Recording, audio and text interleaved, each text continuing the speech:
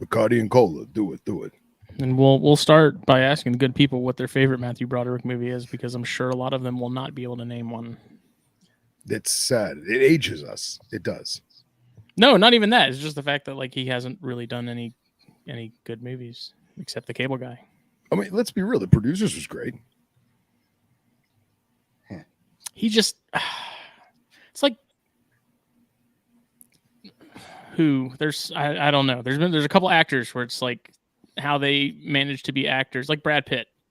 Aside from a handful of movies, Brad Pitt is so monotone and just like the lights are on but no one's home kind of thing. Like I love Brad Pitt. I think he's fantastic. I watched this whole like mini fake back like garage documentary on why he's always eating in every movie. And there's just like a bunch of different reasons as to why he's always eating in every scene of every movie. Hilarious. I don't know, like his character in Mr. and Mrs. Smith. I feel like that's like 80% of his movies is that Sure, guy. sure. I mean, but Just when you're kinda... typecast to be Brad Pitt, I mean, why wouldn't you just don't stray away from a good thing, right? But hands down, we were just talking about this off air. The best Matthew Broderick movie of all time is The Freshman. If you haven't watched it and you're a herper, you have to watch The Freshman, especially if you like mob movies. So this is Snakes and Stogies, episode number 152. My name is Phil Wolf, and as always, I am joined by the voluptuous Smitty, the Justin of the Smiths, who's lighting his stogie in a flaming fashion. Flaming as in fire, not as in the other. I mean, a little bit of both. It's cool. What are we smoking, Smitty?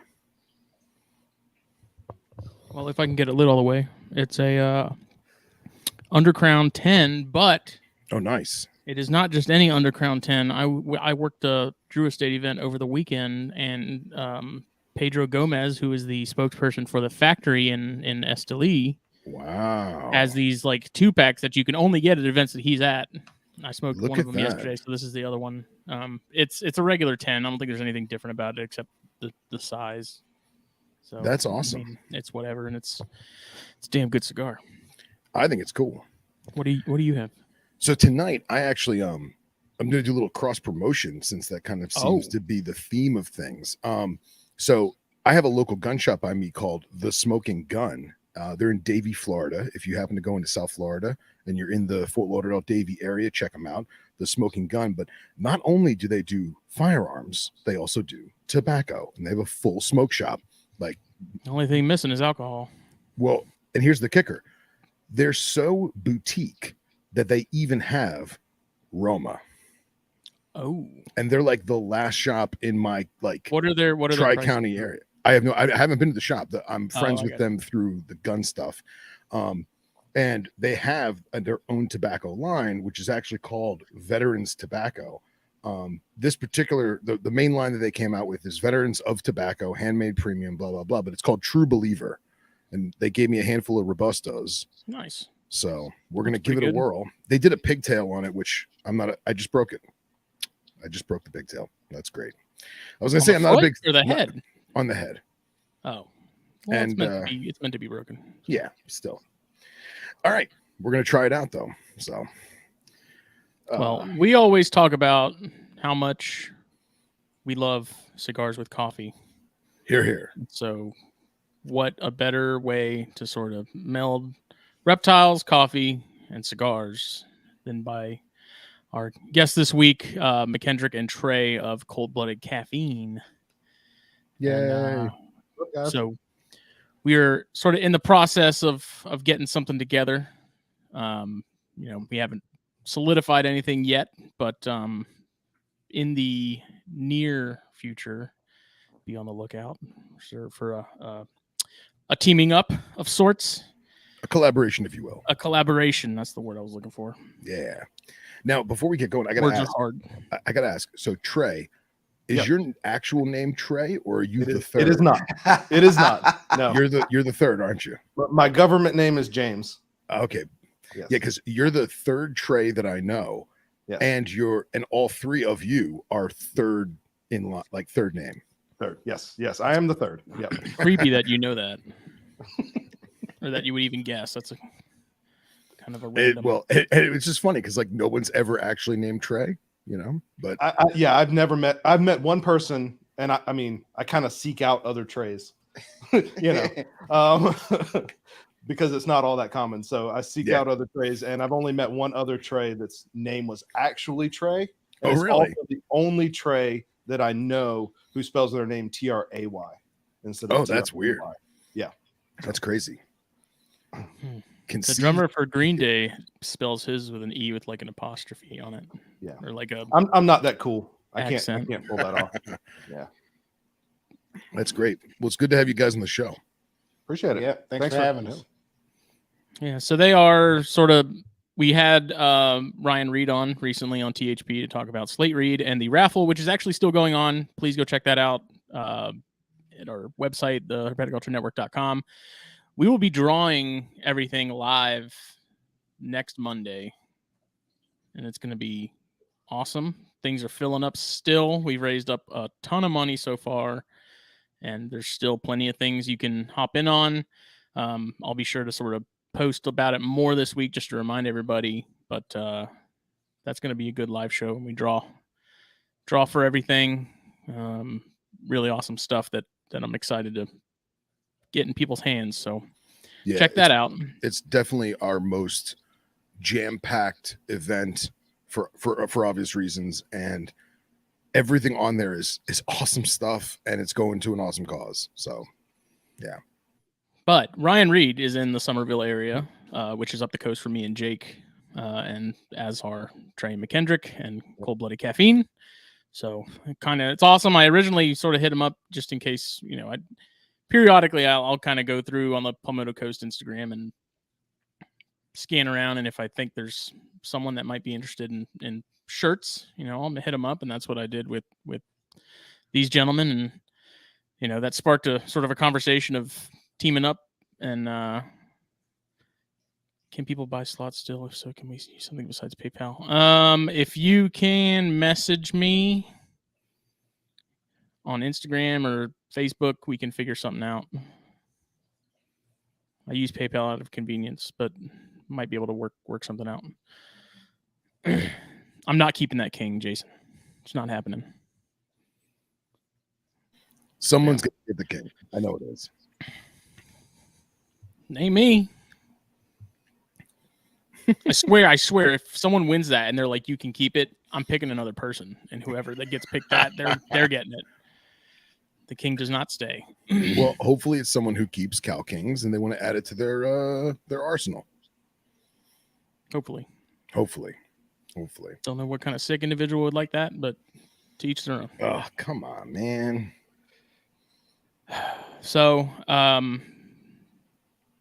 we started talking about some sort of collaboration, and I didn't realize they were right up the coast, until I did some digging, and I think that's really cool. It'd be awesome to get up that way and visit Ryan and you guys as well, and sort of see the operation and stuff. And for sure, you should have put in on it, Matt. It sounds like a pretty awesome facility you guys got. We do, yeah. I mean, we're in the process of moving facilities right now. So it's we're a good actually, thing. Yeah. So we're upgrading facilities. So we're going from kind of a more of a warehouse type environment to like this facility has like a lobby and offices as well as a warehouse and roasting facility. So big step up, big deal. So we're in process of moving, but hopefully here in the next couple of months we'll have everything situated. Awesome. Yeah. So it's sort of interesting. I think kind of what you guys are doing is a little more so than us, but similar in the fact that you're bringing two things that on paper sort of wouldn't go together, but you figured out a way to sort of tie them. Yeah. So what's sort of the background with reptiles? I know Trey, you mentioned you had some stuff. McKendrick, are you keeping anything? Are you? No, Trey has enough for both of us. Easily. When you start getting into the hundreds, it's like, okay, so I'll let you have that. I'll, kind of maintain this lane over here of the coffee and coffee business. But So, I mean, I've run a reptile business for 12 years, I think. So, mostly doing local events. My reptile business is Holy City Reptiles. So, based out of the Charleston area. And primarily I work with large colubrids. So like Chinese king rats are one of my favorites. I do saltwater cobras. I do bull snakes.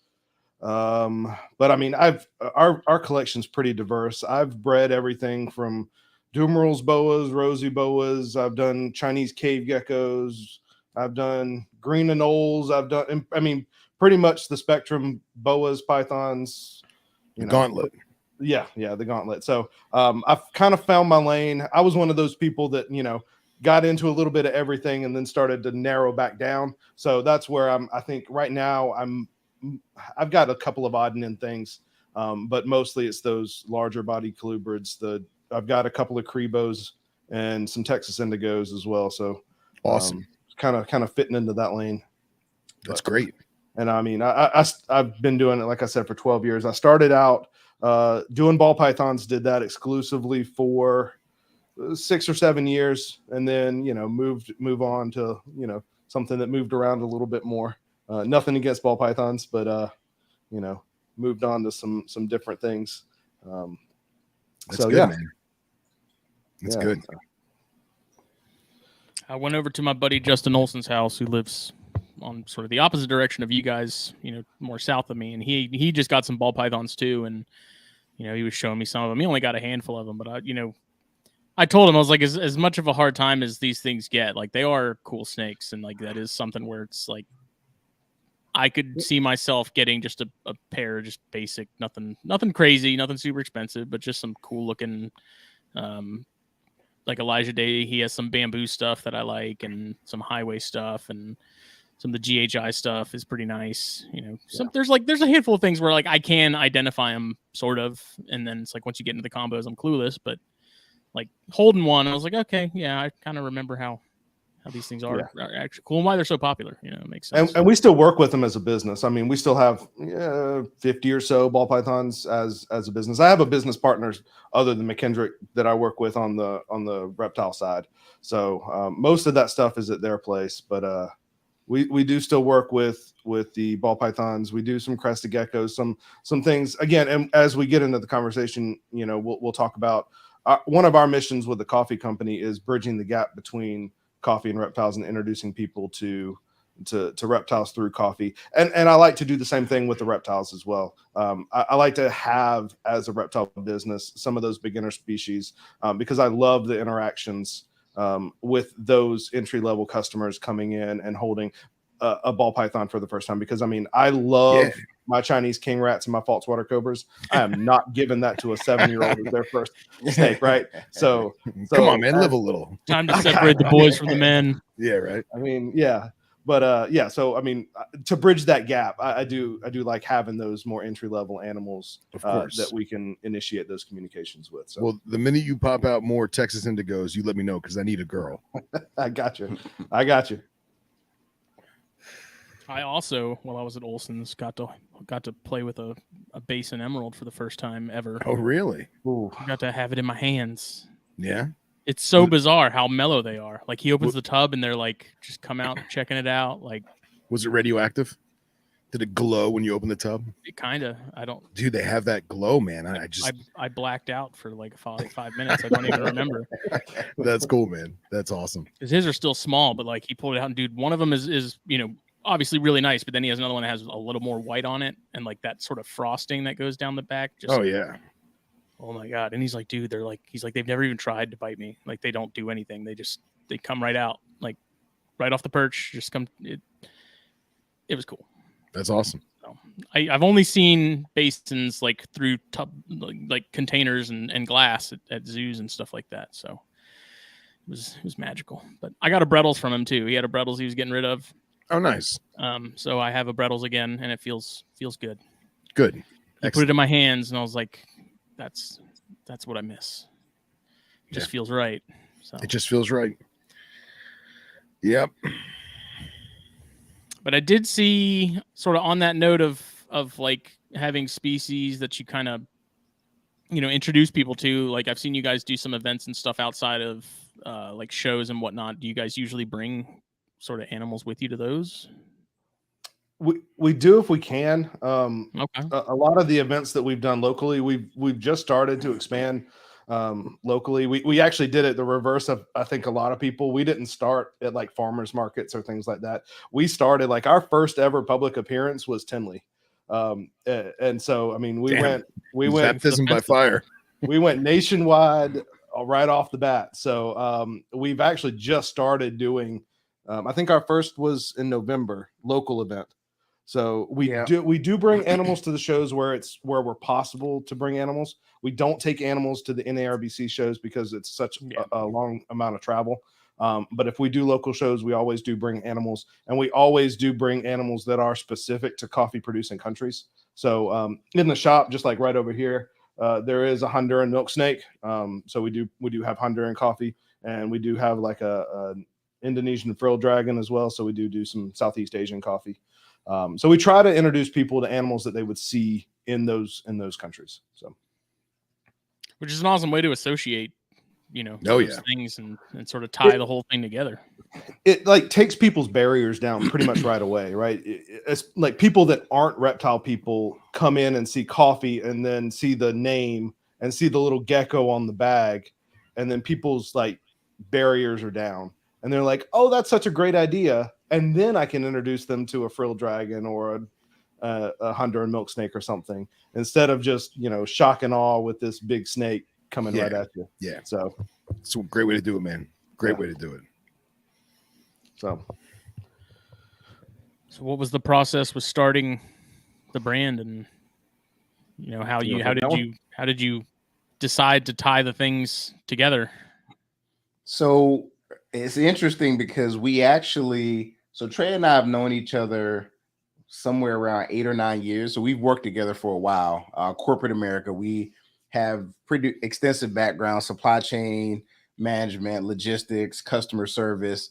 And early on, we kind of developed a friendship and knew we wanted to do something together. We just didn't know what it was.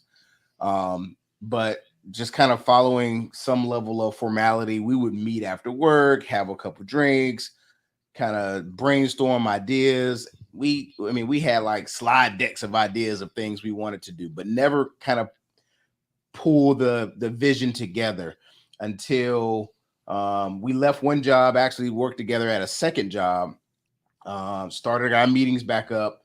Then I get this random phone call from Trey one evening, like, "I figured it out." And I'm like, "Oh, hell." That's awesome. Gonna be. So he was like, "I'm on the coffee aisle." And I was trying to figure out what type of coffee I want. And I knew that he was, breeding reptiles, had plenty of them. As a matter of fact, he used to, do some stuff at work, of course, with some of his reptiles, bringing them to work, showing them off to some of the coworkers. But he talked about coffee and realized that the coffee he was looking at and about to purchase came from some of the exact same locations that his reptiles came from. And I was like, okay, tell me more.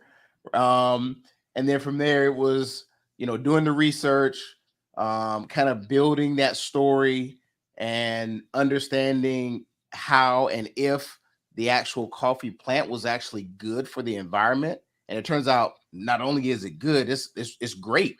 It helps to protect the natural environment that a lot of these reptiles come from, like, the Honduran milk snake that he just talked about, and, Costa Rica and, Ethiopia, all these other locations that we ended up, being the source for where we actually get our coffee beans from. So, it was one of those things that was a long time coming. We talked about a lot of different things, but when the story came together of the relationship between reptiles and coffee, it was just a matter of doing the research, coming up with the name, and then it was such a niche market, like no one else is playing in this lane but us. And we knew that going in, right? So it was trial, like Trey said, first public appearance was, "McKendrick, I'm driving you to Chicago and we're gonna put our first. Hold on now. Hold on. Wait. Hold on. Okay. Trey drove to Chicago. I flew. Okay, there we go. Okay, comes out. So he said we're gonna vend an event in Chicago. Yeah, an event. Just a small thing. An event, I was just a couple of people. Yeah. All right, cool. I was actually, we were both still working at the time. It was crazy. So event, of course, was over the weekend. Trey drove up 16, 17 hours solo, pulling a trailer from South Carolina all the way to Illinois. I flew in Friday night late and show up at the event on Saturday morning. Little did I know. How shocked were you? Yeah, that there was like 10,000 other people showing up at this event on Saturday morning. So do you think if he told you what you were walking into, it would have been different? I mean, I don't know how I would have described it like to a person that had never been to a convention center full of nerds. Yeah. It was amazing. It was amazing in all types of different ways, but I mean, it was a phenomenal event. I mean, we served and sold coffee for 2 days straight. I hardly saw a customer because my head was down the entire time making cups of coffee back to back to back to back. Every now and then I get a nudge and, hey, that person over there is important. I'm like, yeah, okay, let me make this next cup of coffee. I don't know, who that may or may not be. And some of those ended up being some of the affiliates that we ended up having at some point later. But the interesting thing about that trip was I ended up flying back Sunday evening. Trey packed up, got on the road, and by Tuesday, I think, did you go back to work Tuesday? I went back to work Tuesday. Yeah. And probably before lunch, I got a text message said, I just submitted my resignation. We're doing coffee and reptiles full time. And I'm like, wait, what do you mean you just submitted your resignation? Yeah, that's great. That was, the vision hit him, like a brick wall. And we knew we had something special just from the feedback that we got from that event alone. Like I said, it was such a narrow niche market that no one else was playing in. We knew immediately we had something special. Yeah, I think Tinley sort of being that first sort of jump into the pool kind of thing might have been probably one of the smartest things to do, because it's you're not going to get much of a bigger customer base, and introduction to people than that. And we knew that the game is volume, right? I mean, when you're talking cups of coffee, you can't just sell to 10 or 15 people and make it at a show, right? I mean, there has to be volume. So what turned out to be a scary first experience turned out to be really, I mean, like McKendrick said, we built relationships that first Tinley that they've lasted. I mean, it's been a year. It'll be a year anniversary from that first Tinley next month. So we'll be back at Tinley next month for the year anniversary of our first trip. So it's been a whirlwind, but met a lot of great contacts that first day. So you also kind of ruined him from going to any other reptile show. I did. I mean, with the exception of like Daytona and maybe Pomona, I think there's nothing compares. Yeah. We do a couple of other shows like locally, mostly just to get the name out as like a marketing expense. And we'll sit there some days and we'll be like, where's everybody at? Yeah, I'm like, what is this foolishness that you got me in? Who are these 6 or 7 people walking up to me? That's great though. That's good. So it's been good. So now I've never actually been to Tinley. Were you guys selling coffee both by the bag as well as by the cup, or were you like giving out samples, or how do you guys did that? Yeah, we sell it both by the bag and the cup. I mean, it was, we knew it was still a publicity event, and it's just by the nature of us being out for the first time. We did a lot of investing in marketing. We had like banners up. For this show, we did have reptiles and coffee. The first one we did. One we did. Not as many reptiles. I think I had like 2 ARS cases with some like milk snakes and stuff like that in it, some king snakes and milk snakes. But yeah, I mean, we were doing pour over coffee. I had 3 different Chemexes going at one time. Wow. And then cooking. Trey kind of managed the reptile portion, but the draw was really the coffee. And then the setup for the pour over, it looks like a science experiment, right? Oh, so sure. People are constantly walking over, wanting to know, what is it that you're doing, and why are you selling coffee at a reptile event? So then the story comes into play, like, okay, the coffee plant is good for the environment, and we have Honduran milk snakes, and tortoises from I had redfoot tortoises. So I mean, it was when people started to hear the story, it just clicked immediately, and everyone was like, "Oh my gosh, this might be the most genius thing that we have seen or seen anyone do." Yeah. So yeah, we sold cups of coffee all day, both days. We've changed bags since then, but we actually also sold bags. At the time, it was just our own signature brand that we had, but since then, that was just that propelled us to so many different places just from that one event. That I was definitely strategic about what we did. That's great. I can only fathom what the aroma must have been like. Like, you walk in there, you're expecting to smell like a stuffy auditorium. Maybe you get some animal smell in there. I mean, we all know what maybe soft pretzels. And then that roasted deliciousness just that's probably like a beacon the of light. Most comment that the biggest comment that we get is, "Oh my gosh, it smells so great over here." Yes, that's awesome. We heard it. We had a show this weekend. I heard it over and over. Like, this is hands down the best smelling booth in the entire place. That's probably a good thing. Yes, that's great. That's great. Even if people are like, "Why is coffee here?" I'd still rather see a coffee booth than gutters or walk-in bathtubs or And I guess we'll probably talk about it later, but there's definitely a tie back in with everything we do to the reptiles. So I did see a comment about us roasting or hiring a roaster, so I can mention that. I'd roast everything myself, so I did learn to roast. So everything that we sell, we roast in-house at our facility, and I do all the roasting currently. So excellent. If you drink our coffee, it came from me. That's awesome. Yeah, that's great. So you guys currently have, if you go on the website and you look at the the different blends and stuff you guys offer, you guys have countries of origins from all over the place. We do. Is there a certain process in terms of selecting those? Surely there's a seasonal availability throughout the year. That's where one half of the world maybe you can get some stuff from at any point in time, and then the other half it's off season, I guess. I don't. Sort of what's the process? Exactly. Yeah, that's exactly right. I mean, there are some countries where they will stage the coffee shipments so that you do have more consistency year round.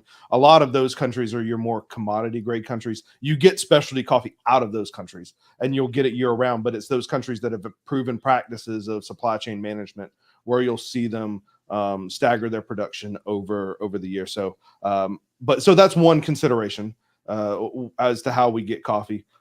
But then we also work with our affiliates. So if there's an affiliate that wants a specific coffee, we work towards those criteria. So for instance, let's take Adeline Robinson did our logo art and everything.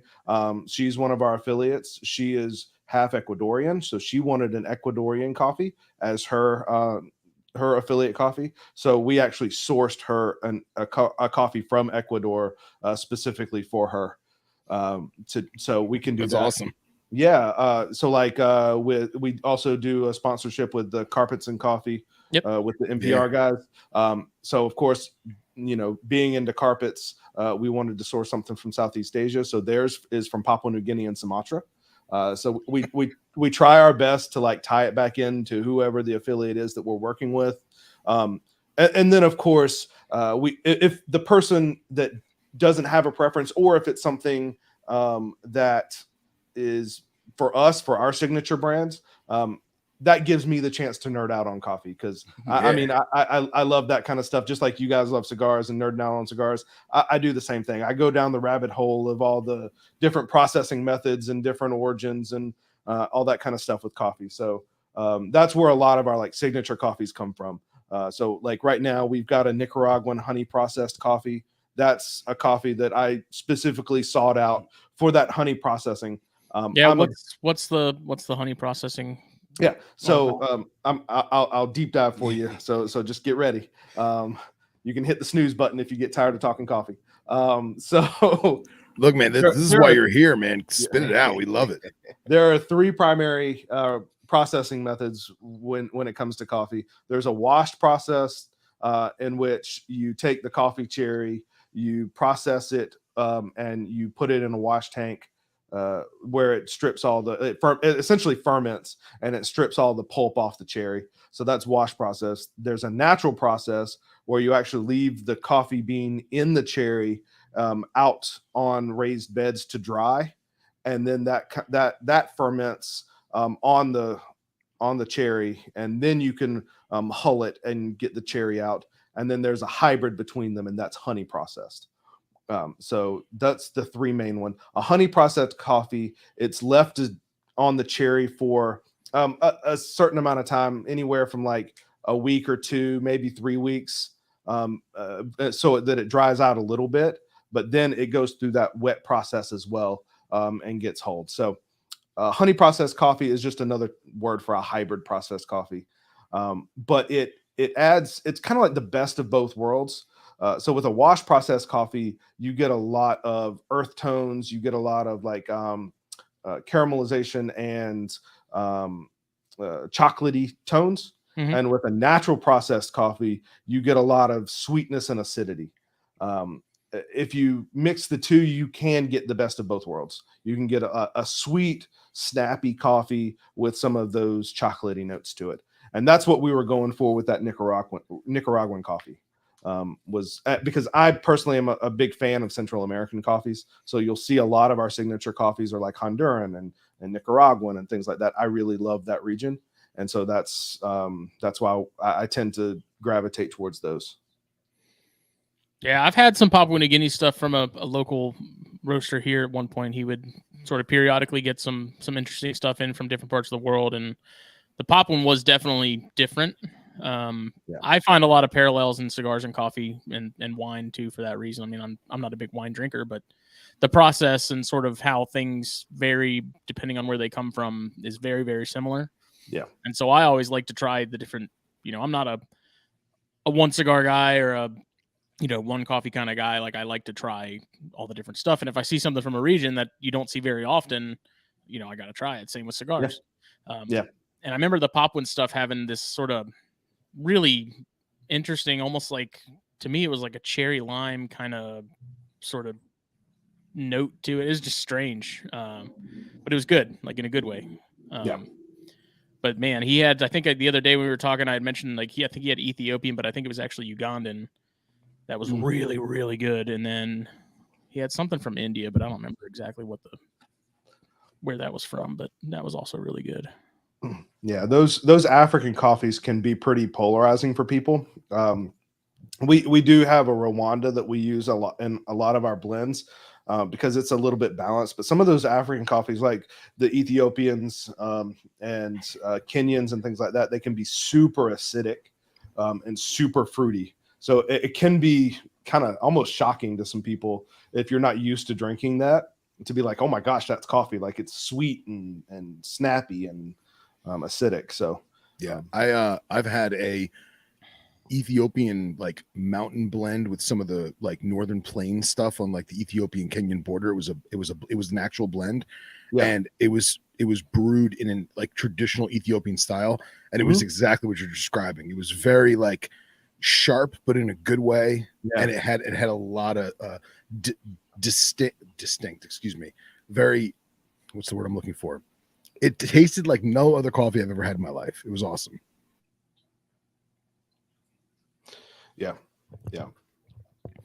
And Sean asked, is it different because of the soil? Because I'm like with cigars, like the soil and even the very weather much year to year makes a massive difference in the flavor of where it comes from. Very much soil content, especially when you're talking about acidity. So the pH of the soil as well as elevation plays a Mhm. big impact on flavor of coffee. Which is the way, like, what about, are there different ways it's grown? Like with tobacco, there's a handful of different ways it's grown depending on what the wrapper's going to be, or what part of the the plant is going to be used for what part of the cigar. Not so much. I mean, the Okay. big thing is elevation, and then also whether it's shade grown or whether it's full sun are the big ones. And I don't claim to That's be how a farmer. cigars are too. It's either shade grown or sun grown. Yeah, I mean, don't quote me on that. I'm sure there's a lot more like logistically that Mhm. I'm not downplaying the role the farmer plays in producing coffee, but yeah, from my understanding is it's mostly just the elevation and the pH of the soil. Yeah. And I mean, there are clearly differences, because I mean, if you have cigars with tobacco from Nicaragua, they taste a lot different than the stuff from the Dominican. Yeah. And then you have, your Sumatran wrappers and Cameroons, and every now and then, like, you'll get some of these sort of more all regions that they do grow tobacco, but you don't typically see it in a lot of cigars, and that being like Peru and Costa Rica, and even there's Drew Estate, who we just did that event with. They've got a farm in Florida where they're actually growing some wrapper leaves there, which is interesting because a lot of the tobacco in the States, at least comes from the Connecticut River Valley. And most of the stuff you see grown in like Virginia and Tennessee is made for like cigarettes and dip. Yeah. So I think it's interesting. You see stuff from other. I think it's worth noting as well. There's different varietals of coffee plants as well. So that's going to play a big role as to what variety the farmer is growing. So you'll see like Bourbon is a popular one. You'll like Geisha is another one. If you see a Geisha, that's a higher end. That's a less common varietal of coffee, so that it commands a bigger price. Forgive me for my ignorance, but if you are there certain farms in a particular locality that are not only doing their native coffee, but they're also doing other origins plants, if that makes sense? Yes. So technically all coffee is from Ethiopia originally, or that's like so like all coffee is unless it's from Ethiopia is native to somewhere else. So it's like all cigars are Cuban seed. It's the same thing. Yeah. Like they all originally came from Cuba and got moved over to other countries, and that's where it was grown. But yeah, so you'll see like waves of farmers growing different varietals. So like, of course, like with any plant propagation, you're gonna like have different stuff pop up, and different people will propagate different things and pass them around within that community. And you'll see waves of different varietals be more common at different times, and a lot of that has to do with like resistance to pests and like flavor versus speed of growth and things like that. So you'll see like what was common 10 years ago might not be common next year. You know what I mean? So things tend to change, and farmers will transition crops just like they would any other crop to best suit the needs that they're looking for. Very cool. Yeah, I just didn't know if there was like an Ethiopian coffee, but it's grown in Nicaragua. You know what I mean? In that instance, yes, there is. Well, you know what I mean, though. But yes, yeah. Very cool. Yeah, very cool. So you guys also started a podcast recently that talks about coffee, and I've subscribed and I've been listening. And you mentioned the Arabica and Robusta. Yep. What's the difference there? Because I see Arabica on bags and stuff all the time. Like that's something you see commonly on bags. Like what does that even mean? Yeah, so Robusta is your like typical commodity grade coffee. And for those that aren't aware what that means, that's like the base price coffee. So like if you're talking about New York Stock Exchange coffee, that's Robusta. And so that Robusta it tends to be more bitter, but it also tends to have a higher caffeine content than Arabica. It's a different species of coffee. Sorry, I should have started with that. Robusta and Arabica are different species of the coffee plant. So Robusta tends to have a bitter taste to it, and it also tends to have higher caffeine content. And so a lot of times you'll see it roasted darker to kind of smooth out some of those flavor profiles. There are some companies that are getting into specialty grade Robusta, but that's not something that we've started dabbling in yet. But to that point, if you see like World's Strongest Coffee or any of those marketed, that's Robusta coffee. So that's why you'll see those tend to be roasted a little darker, because it kind of masks some of those undesirable traits of Robusta with that roast flavor. As in turn, Arabica is most of what you see as high grade specialty coffee. And so that's everything that we produce or that we roast is Arabica. And almost all of your higher end coffee is going to be Arabica. Very cool. So it's not necessarily indicative of the Arabian Peninsula. It's just that species of coffee plant. That's just where it was originally traded. So Arabica is from Ethiopia, but it's called Arabica because it was originally traded through the Arabian Peninsula. And so that's where it became popular. Very cool. Very cool. So I'm learning a lot tonight. Yeah, and I'm assuming sort of like tobacco, like you can grow it anywhere, but you're going to struggle in more places than others. Is there? Yeah. Like in theory, could you like plant and grow coffee in your? I have a coffee plant in my window right over there, but it's not. I'm never going to drink that coffee. It's going to be really bad. Like, do we see? Is there anybody in the U.S. like growing coffee, or like Australia, or any of those other? So Hawaii does grow coffee. Yeah. So you'll get Kona coffee from Hawaii, but really, I mean, between the Tropic of Cancer and the Tropic of Capricorn is where you're going to see your coffee production. Okay. And that's where you're going to get the best tasting notes out of your coffee. Like I've heard of people. I watched. I think it was a YouTube video recently where someone grew coffee in a greenhouse in the UK. And they tried it and they were like, yeah, this is really cool because it's UK grown coffee. It's not any good, but it's UK grown coffee and that's cool. And that's kind of what would happen if you grew it in like the, the lower 48 or even in Australia, because it would be too low. So yeah, it's that equatorial belt where coffee grows.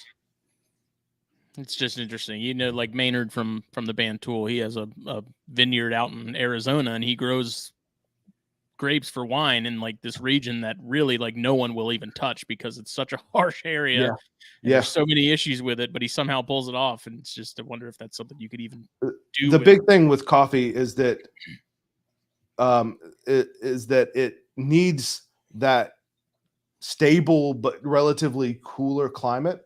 So it needs like a montane tropical rainforest environment to thrive and to, reproduce the coffee cherries. So that's why you see it in higher elevation areas in like tropical environments, because it maintains that cooler temperature throughout the year. Yes, there is more than one species of coffee too. That's awesome. There's Robusta, Arabica, Liberica, and a handful of others. I don't know them all. We work with Arabica, but there are several. So interesting, man. So interesting. Are there regions? I mean, surely there's regions where you can get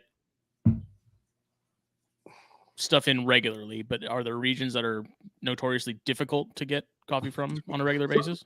Yeah, so like I mentioned the Ecuadorian coffee that I got for Adeline. That one is tricky. It's very seasonal. Hawaii coffee also tends to be very seasonal. Liberica. But we're trying the Liberica one. That's a different species. That's been impossible. I mean, for the most part, we get a lot of like the bulk of our coffee from Brazil and Colombia. And those are pretty stable. I'm typically able to get something out of Southeast Asia.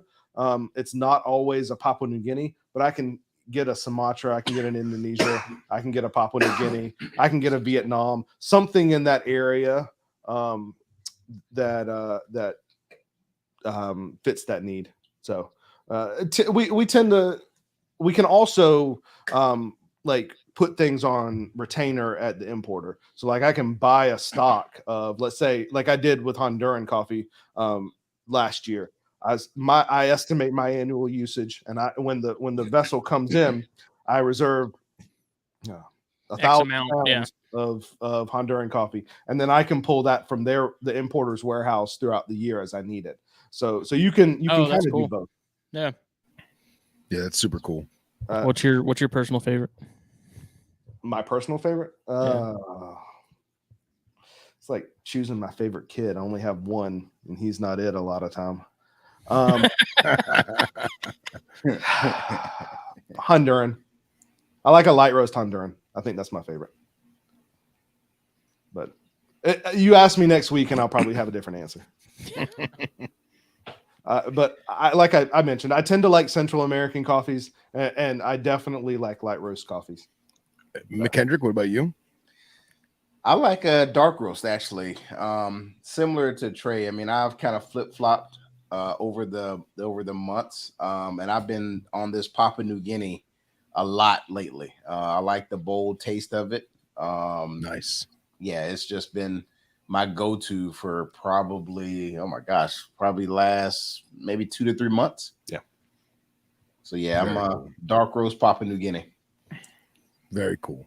Is there a particular variety that is earthier than others? Variety or location? Location. So yes, the Southeast Asian coffees tend to be earthier than like an equivalent Central American coffee. So like the Papua New Guinea, if I would have roasted that, the one that we have, if I would have roasted that light, it's going to give you a lot of like vegetative earth tone. I love that flavor. I don't know why. Like I love earthy cigars. Like if it tastes like a mouthful of dirt, I'm all about it. I don't know why. Maybe I'm iron deficient or something, and I got pica. I don't know, but we also have a natural Brazil that's pretty earthy as well. Yeah. So I saw another question: is coffee labeled Colombian usually Arabica? Yes. Yeah, I've never seen a Robusta come out of Colombia, at least recently. So if you're seeing Colombian coffee, I'm pretty positive it's Arabica. Most of your Robusta coffee comes out of Southeast Asia. Vietnam mostly is the biggest producer of Robusta. Very cool. That'd be interesting too. Oh yeah. Do you? So taking something like reptiles, which the general public overall, is apprehensive about or has a lot of misinformation about, but they do love coffee. Yeah. Oh yeah. Bridging that gap, do you think there's other goods and things that come in that are imported from other places in the country that are, be it food, beverage, whatever. Do you think more organizations should sort of do something similar? Not even necessarily with reptiles, but have that sort of association with something wildlife related. And if they're not, why do you think they're sort of? I would say absolutely. I would love to see more organizations bridge gaps. But I think for me, it's more about being genuine about that gap and not forcing it. So like McKendrick mentioned, we went through hundreds of ideas before we landed on this one. We were intentional about starting a business, and we wanted to make sure that we represented ourselves in whatever industry that we were a part of correctly. And so it was really important to us to make sure that we did the research. So like McKendrick said, we pulled academic journals of research studies of reptile biodiversity in Indian coffee plantations to make giving evidence to make sure that what we were saying was going to be true. And so to me, that's the most important thing, is if we're going to promote a good service and expect for it to bridge a gap within industries, I think it's important to make sure that down the road, you're not going to be promoting something that's actually detrimental to that bridge, whatever, like you said, whatever that bridge is. If you want to bake bread and be a musician, you want to make sure that, bread doesn't cause carpal tunnel, right? I mean, like, you know, so I want to make sure that I'm promoting something that is actually beneficial. And that's why we did the due diligence and we made sure that we were being genuine with our approach with coffee. And going into it being at least myself being an established knowledge base within the reptile industry, knowing the people, knowing husbandry and things like that, knowing the industry, has helped us a ton in making connections and meeting the right people. But like I said, you know, I would really encourage anyone that if they're passionate about something, bring it as a business, as long as it's genuine and it fits what you're trying to promote. Because I think like I mentioned earlier, it's a really good way to get people to take down their borders, especially talking specifically about the reptiles.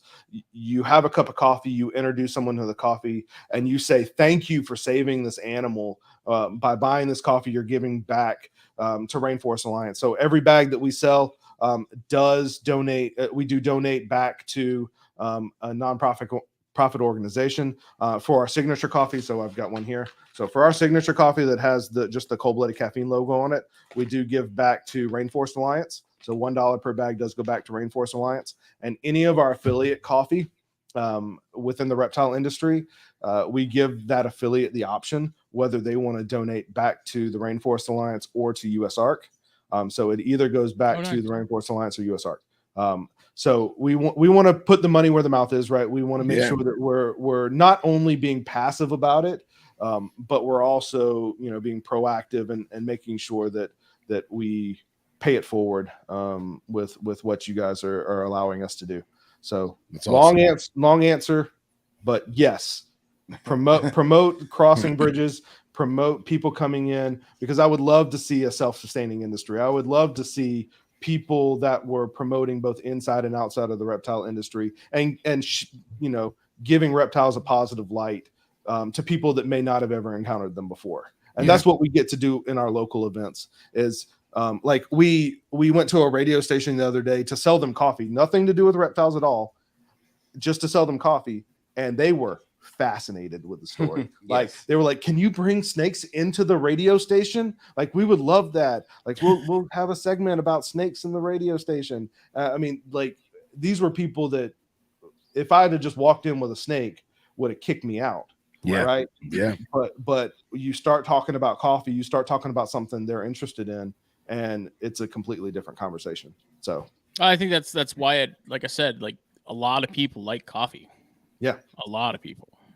Not a lot of people like snakes. And so you're sort of taking something that is universally loved and also taking that same sort of attention and saying, well, you know, if you'd like that, check this out, because this is coming from the same place. And I think, like, in a way, it's almost like when you go to the zoo, you know, you see a tiger, and it's like, yeah, you see tigers on TV and online and stuff, and that's one thing. But seeing one in person sort of gives you much more of an appreciation for it. Oh yeah. And you know, hearing sort of the story behind them just makes you sort of give it a little more thought than just, oh wow, that's a tiger, it's huge, that's scary. Like, how did Joe Exotic hang out in a pen with those? But like, we're in a time now where like the backstory of things and like I guess the sort of the mission or goal of brands, like people are much more invested in that now than I think they ever have been in anything. Yeah. You know? Yeah. And I don't want to shed it the wrong way. Like, I mean, we are a business and we're trying to make money. Like we're a coffee business. This is both of our full-time job. Like this is what we do. But I think it's really important to, as an entrepreneur, as a business owner, to give back to that community that's allowing you to do that business. And that's the part that's important to us. And that's why, you know, we appreciate you letting us, you know, give our message on the show. And that's why we're so active within the reptile industry, not just setting up a website and say, hey, look, buy our coffee, but like attending the events, going out to the people, doing local events. Because I think I don't remember if I mentioned online or in our previous conversations, but like we don't make a ton of money off of the shows that we do. Like we're peddling $5 cups of coffee at reptile shows. That's not where we make our money, but we do it to meet people, to see people's interactions when they're handling the animals, to talk to people about conservation and where these animals come from and why it's important for them to be there. So, yeah. Well, you're also giving people another look into something that maybe they didn't realize was there. I mean, with so many things that we see on grocery store shelves and whatnot, even cigars included, a lot of people don't realize what exactly goes into making that. They don't, realize what the landscape is like in the places it's coming from, like the biodiversity. Like, so you're taking it a step further by showing people, like, it's not just a giant factory that's just bringing in beans and grinding it up and throwing it in a bag, and like it comes from an actual place with actual right animals and people and things like that. It's not right. And with our coffee and with most specialty coffee, it's not just to single out ours, but with most specialty coffee, I can tell you down to the farmer's name of who grew the crop, right? I mean, it's about coffee, just like reptiles, is about building relationships with people and that community. And so we are unique in that we get to see both sides of it. But like you said, it's drawing that attention back to it being a real place and it being a real animal, and not just that, oh, I'll see it, I'll kill it type mentality, and that's easy to say. And I will mention that I think also what gives us a leg up, especially at like some of these local events, is that we're able to talk about it from a reptile like owner standpoint, but also like I was actually bitten by a canebrake like last April. Really? And it was so it was a non, like, I don't keep venomous. It was a wild canebrake in the woods, walking through the woods, and got bit. And so I can also talk to people about, like, I have no animosity towards that animal. That animal was living its life. I can educate people on like what to do if they get bit by a venomous snake. This is what you can expect. And so like there's a lot of different things that we can tie back in and talk about. This animal was doing what God intended it to do, right? Yeah. It was supposed to be doing what it's supposed to do. And I say that to say that it's the same thing as like any snake is or what's the saying? I don't even know the saying. What? Any snake is a good snake is a dead snake, or whatever. Snake is a dead snake. Yeah. But like, I can counter it from a lot of different ways and educate people in all those different ways. So, and I think a lot of this has been a good education journey for both of us, especially as we're, connecting these two worlds together. It takes a level of authenticity, right? Like we're not just chasing money, right? We're trying to build a business. And I promise you, I can make more money doing other stuff. Oh yeah, for sure. But there's a level of passion that goes into it that we both have, just from where we've come from, what we do, how we approach business, and we always knew that regardless of what we did, we wanted to give back in some way, right? Yeah. And to be able to find this industry, this connection, to have this level of passion to succeed and also give back and also to educate was an easy sell, right? Because I was probably like the first person he had to sell on this entire business venture, and it made sense to me. I've always been one that gives back to the community through different efforts. So to tie it all together and to bring it full circle, and to now deliver that message to everyone in the reptile industry, in that reptile circuit, locally, nationally, to see it on our website, I think it all just brings that picture completely together for everyone. Yeah, and you're not just making a business. You're creating a legitimate brand, a brand that you guys can be proud of, a brand that the customers can be proud of. Yep, I think, and it's fantastic. Yeah, and I told Trey, I think him getting bit was probably to just kind of build his street cred. It was a street cred thing. That's what it was. Yeah. Well, it's kind of fucking annoying. Pardon me. It'll ruin your weekend real quick. Yeah, because Smitty and I go actively looking for them and can't find them, and this guy's just taking a stroll, and I'm just walking. Yeah. Now, to be fair, I was in loafers. and not in snake boots. I don't know if that makes this story. does that any make it better I was or gonna worse, say right? then the street cred just goes out the window. What I was gonna say is I was in my loafers, strolling through the woods. So I typically go herping in flip flops. So Yeah. clearly my technique is going to work at some point. Yeah, You're at doing some point. something. Yeah, you're doing something better than me. Just keep at it, buddy. In due Yeah, time. Billy Jenkins asked how was being bit, and I was figured that it sucked. I'm sure. Yeah, so I mean, I'll answer the question, but I always preface anytime I talk about getting bit is that it's not a badge of honor. It's not a something that I'm proud of. It's Agreed. like literally like I still have a cane. Like I still sometimes have to walk with a cane, and it's been almost a year, right? So it's not something that's glorified or anything. So I don't say it to like brag or anything, but it's Chicks dig scars, man.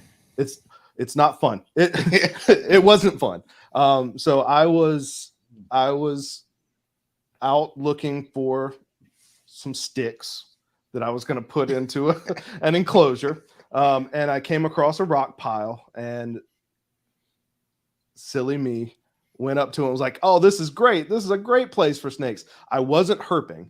I was looking for, stuff to go into my cages. Decor. And for some reason it didn't flip in my head that, there might be a snake there, even though I'm like, oh my gosh, this is the perfect thing to put in my snake cages. Exactly. Walk right up to it, and a 4-foot cane break was sitting right at the edge of those rock piles and popped me in the middle of my shin.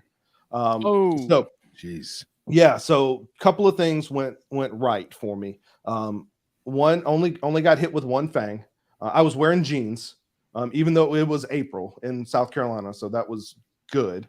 And I only got hit with one fang, and I was in the hospital within 20 minutes because, of course, I knew what to do, and I talked my family through it and was able to talk my family through it. The doctors trusted me. That was another thing that I've heard other stories of other people that didn't have the same experience. I was able to tell the doctor exactly what it was that bit me, how long ago it bit me, where it bit me, all that good stuff. I'll tell you that so my one thing that I tell people now that I've gotten bit is that go to the hospital even if you don't think you were envenomated, because I didn't think I was envenomated for the first 6 hours. I didn't have any swelling. I didn't have any pain for the first 6 hours. And then after about hour 6, it felt like lava was poured down my leg. And if I'd have waited until that point to go to the hospital, it could have been a lot worse. Yeah. So it was a week of pretty intense pain, 24 hours in the hospital, 10 vials of antivenom, and like a week of pretty intense pain. And like I said, I still sometimes, usually when it's cold out or when it's raining, I'll still have to use a cane, to manage the pain. And it's been a year. So, Lucky, man. Very lucky. Yeah. Very lucky. Very lucky. Blessed. Yeah. Blessed. Yeah.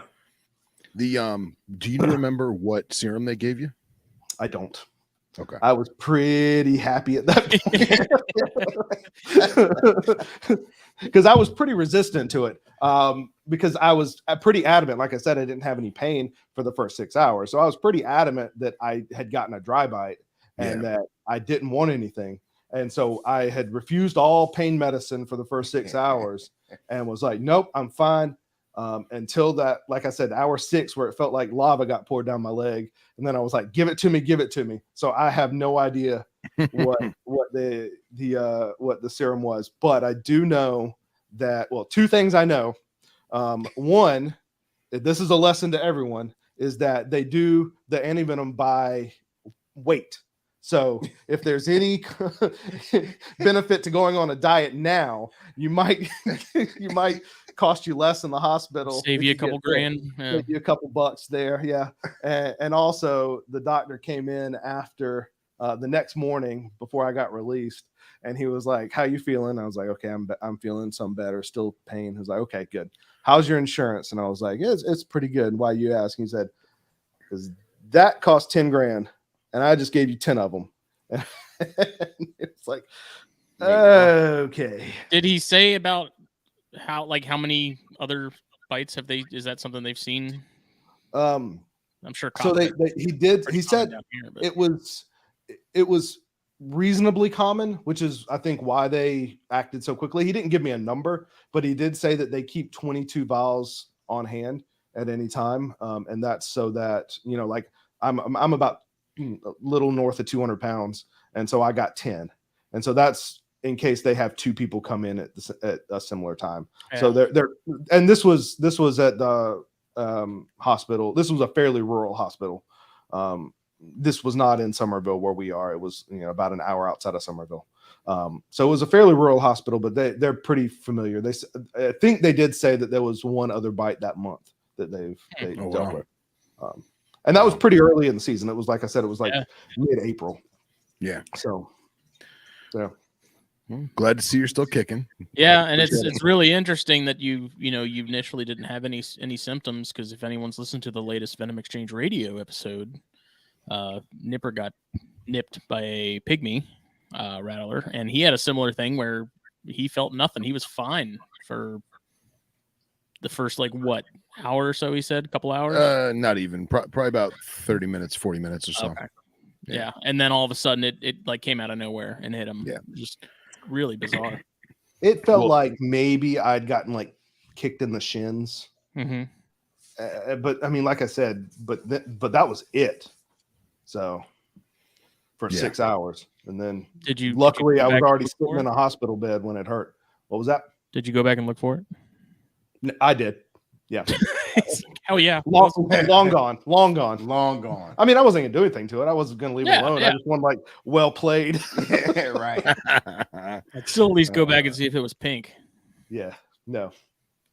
It was gone. I'll every time I go by there, I hop out, and this time with a hook.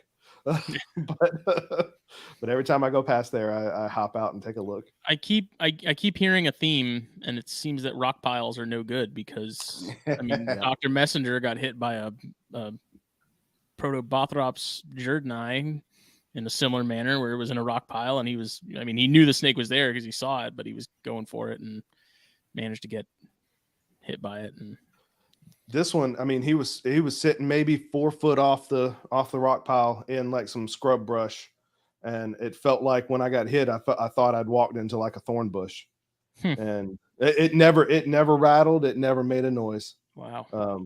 And I was like, oh, that's weird. There's no it's just scrub grass. There shouldn't be any thorns here. And look down, and I'm like, oh crap, there goes the weekend. Yeah. So timbers and cane brakes are, in my opinion, way underrated in terms of toxicity, and it's some of the worst bites I've seen in terms of rattlesnakes were from timbers and cane brakes. That's what the doctor said. They said if it was an Eastern, you'd be fine in a couple of days, but the cane brake, they said you'll be in pain for a month probably. And he was right. It was a couple of weeks of it hurt. It was tough to stand up. Oh yeah. And the more south you go, the more neurotoxicity they have.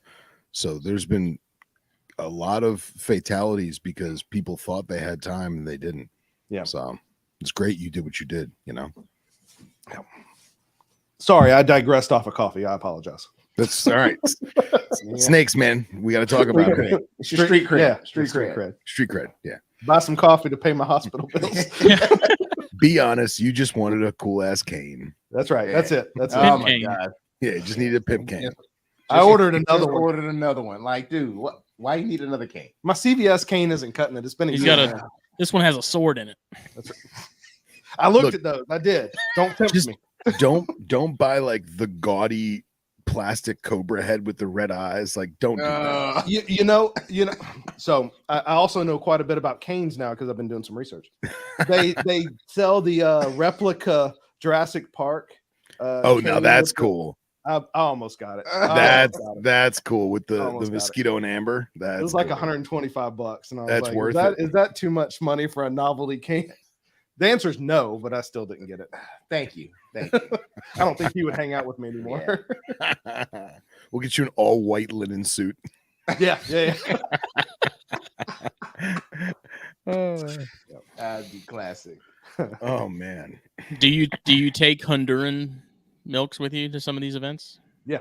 For sure. That's probably the most common one that we take. Yeah. Because that seems like a perfect animal to do that with. Because I mean, you have Honduran coffee, and you could show people like, if you like that, then you'll like this, and like who's going to ignore a orange and black snake like that? Like just.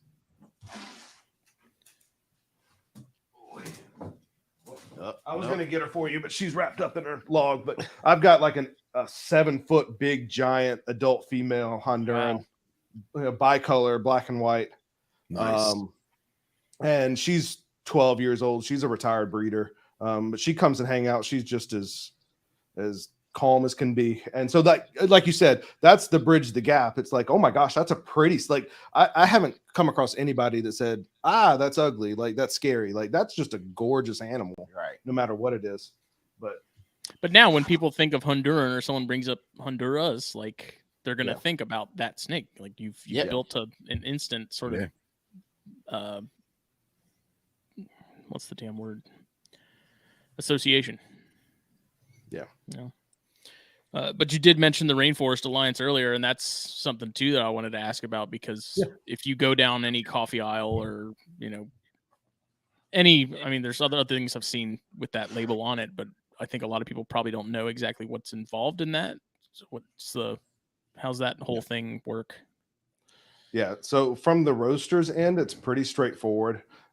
We just have to submit an application for certification. And all that means is that we are able to use the Rainforest Alliance logo if it is a certified farm that we're purchasing the coffee from. So like the burden of proof is on the farm itself to be certified. And so they go through a much more rigorous certification process, which you would expect, right? I mean, it's mostly coming down to the sustainability of harvest practices. And so there's a couple of pillars that the Rainforest Alliance uses for their certification process. And one of them is human rights. So in addition to like fair trade coffee, which is the big one about human rights and things like that, Rainforest Alliance also has a human rights aspect. So it's a certification that child labor was not used in the production, that there was an effort taken for gender equality within the production of the coffee, and also there was one more, I think, but whatever, human rights is taken into consideration. And then also there is the sustainability aspect. So they're using sustainable farming practices in their harvesting and in their planning. They are also using digital harvest software to record their harvests and their yields. And then also the last one is deforestation. So of course that's the Rainforest Alliance primary mission, is to prevent deforestation within the rainforest areas. So each of the farms has to do a survey of their region, and they cannot use any deforestation methods to farm their property for coffee, and 2, they have to, in correlation to their specific region, plant naturally occurring species as shade plants for their coffee farms. So those are like the 3 pillars of a rainforest certification. So when you see that mostly means that the farm that the coffee came from is rainforest certified, and the supply chain all the way through is rainforest certified, including the roaster. So we are a rainforest certified roaster as well. So that's awesome. Yeah, absolutely awesome. And there's quite a few different certifications, and they can get a bit confusing, and a lot of them overlap. So for instance, fair trade, that is certifying that minimum wage is paid for each pound of coffee.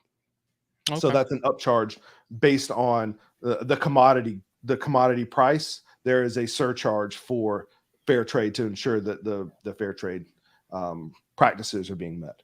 That's great. That's great. What was part of your decision-making process to go with Rainforest Alliance?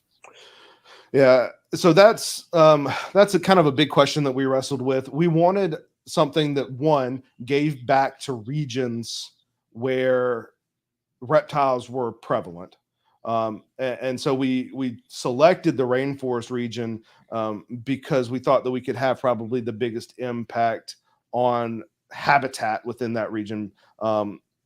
And two, we wanted to go with an organization that was very established, and one that we could track the funds. And so we did a lot of research. There's like several websites where you can see transparency on nonprofit organizations. And so we went through several of those to make sure that we were giving back to an organization that gave most of their income back to their missions. So that was why we went with Rainforest Alliance. And also it was a coffee certification organization as well, so we could tie it back to coffee as well as to rainforest conservation and reptile conservation.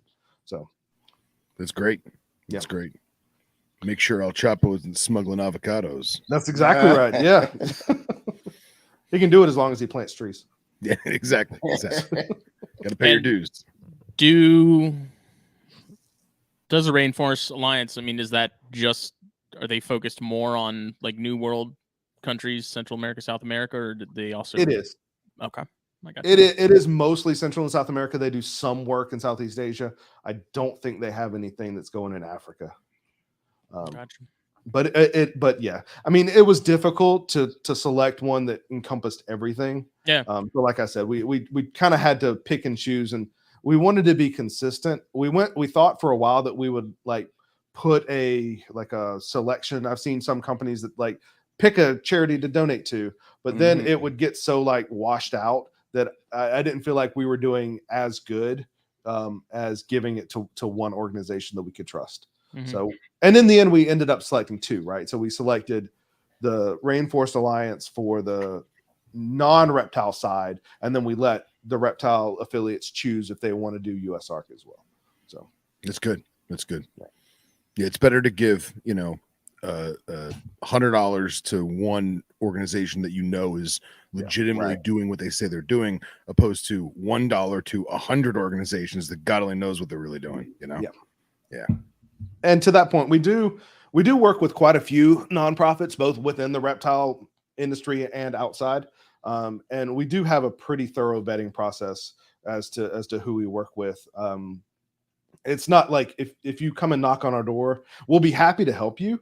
But we're probably not going to like partner with you, if you can't prove your credentials. So we do work with ARRO, if you're familiar. It's the Association of Reptile Rescue Organizations. So we do work with them a little bit. We're working on a partnership with them. They're all 501(c) compliant organizations. And then we did an event a couple of weekends ago with Community Options, which is an organization that gives back. They do employment opportunities for individuals with disabilities. So we work with them, but that's a non-reptile related organization as well. So we try. I mean, we try to give back and as much as we can, because we feel blessed to be able to do this full time. Yeah. And, we want to make sure that we're supporting those that support us. Awesome. Very cool. Very cool. How was who was the first affiliate that you guys linked up with? So we started with Da Vinci Boas, out of Florida, right? And then the second one actually was Snake Discovery, and so that was kind of the one that launched us. We did a video with Snake Discovery back in July, and I will remember that day for the rest of my life, because they came and they did the video, and then I was just sitting at the roastery. The previous one, not the one that we're in now. And I was just sitting at the roaster doing my normal like day-to-day roasting, and all of a sudden my phone just went beep, beep, beep, beep, beep, beep, beep, of all the orders starting to come in. Wow. And McKendrick was still working full time at the time. Yeah, it was. And I messaged him and I'm like, something's going on. Something's wrong. Something's wrong. So we went from averaging, 2 or 3 orders a day to that day getting over 200 orders from that video. Yeah. So that was the second affiliate. And since then, I think we're up to like 12 on the website and in the works with a couple more that'll be announced soon. So that's great. Yeah, that's awesome. Bridging it all together. Yeah, and I like the fact that you mentioned the other day when we were talking that you guys are selective about your affiliates. It's not just whoever's willing to. Yeah. if you come to us, we'll always talk to you about having an affiliate partnership, but we're pretty protective over our brand, as I expect that you should be over yours. Right. And if it's not a good fit, then we're not going to partner. Right. I mean, we have certain things that we look for. One of them, I mean, quite frankly, is reach. I think that's really important for us, is to partner with people that can also spread the same message as us. So we look for people that are out there trying to spread a positive message about reptile keeping that will continue our mission as well. So we don't partner with people that are negative, or that we see people that are posting negative things about the industry, or posting negative things about husbandry or practices that we just don't agree with. There's a lot of ways to skin a cat, and I'm not telling you how to do, keep your animals or do anything, but that doesn't mean that we have to work together on that. So yeah, 100%. That's good. You guys even do like K-cups, which I thought was really cool. We How hard was it to the logistics behind the K-cup thing, and like people having their own coffee and made in K-cups seemed like a pretty big hurdle? Yeah, so we only have one that's a K-cup.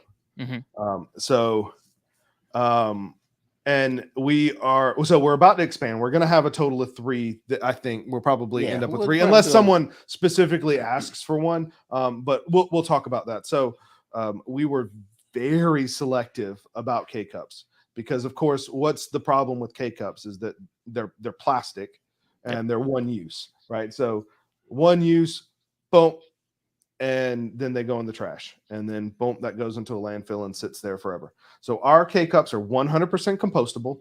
That means everything from the ring that holds the cap on all the way down to the bag that it's sealed in are 100% compostable in residential compost piles. So it doesn't have to be commercially composted. We were very selective. We got very lucky, and we found a company that does it, and does it fairly reasonably priced for what we can manage. So we do have that's not real coffee. I'm trying to make a buck, man. I don't know what to tell you. It's real. You want the coffee, I'll give it to you. No. So our K-cups are 40% more coffee. So it is closer to real coffee than the K-cups that you can buy off the shelf. Yeah.